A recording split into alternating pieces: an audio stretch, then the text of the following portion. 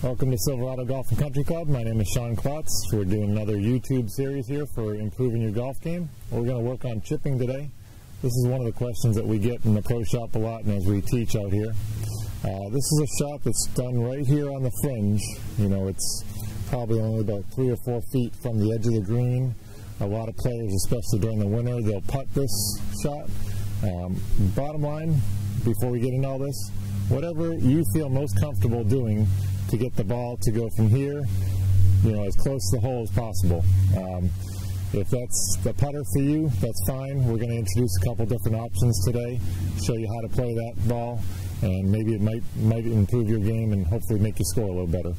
So one option is always with your 56-degree club, your sand wedge. Like all your chip shots, you have your feet pretty close together. You'll have your hands slightly in front of the club head. Keep the backswing short, and a nice good follow through to the hole, keeping the club face nice and square. You'll see that my head does stay pretty quiet. If you want to stay down, that's fine, but I'd really try to literally almost listen for the ball to hit the ground or the green before I lift my head up. That definitely will make sure that club face stays nice and solid. Okay, that's when I can lift my head up. You see a pretty good result there. Nothing too exciting happens between the time the ball leaves the club face till it actually hits the ground. And when I do keep my head still, that club face is going to stay really pretty square to the target. So if you like using the 56 degree and this is something you're comfortable with, go ahead and do that. What I want to talk about today is a couple different options. I will most of the time chip from these fringe area shots here. I will most of the time chip with either the 9-iron or the 8-iron. Typically depends on what type of shot I'm trying to, what type of length shot I'm trying to do. And as you come out and practice this, you'll learn more what your yardage is. There's no correct yardage, it's just what is going to work for you with the club that you're going to try to use. So I'm going to start with my 9-iron, and I'm going to aim towards that flag, but now with this 9-iron club, I don't really anticipate it actually getting all the way to the flag because that's a little bit too long distance-wise. Very, very similar setup though. Feet are real close together. Hands are going to be slightly in front of the club head. The biggest difference here with this shot versus the sand wedge is I'm going to take a putting stroke. I'm not going to really allow my club face to move off the ground too much. I'm not going to allow my wrist to get involved in the swing. Very much just an armsy motion, keeping my wrist pretty quiet. So, same idea though. Hands forward, short backswing, nice follow through, keeping the club face nice and square. So I'm going to hit one more 9-iron, and there's a little purpose to this. Same idea, hands forward, weight forward.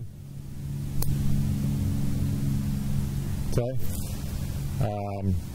That just gives you sort of an idea. You have it's a little bit shorter shot than the actual sand wedge.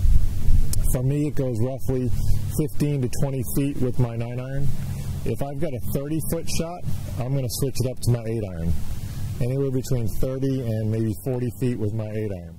So this shot right here should go, compared to that flag right there, we should be going probably about maybe 5 feet past that flag. That was hit a little bit strong there.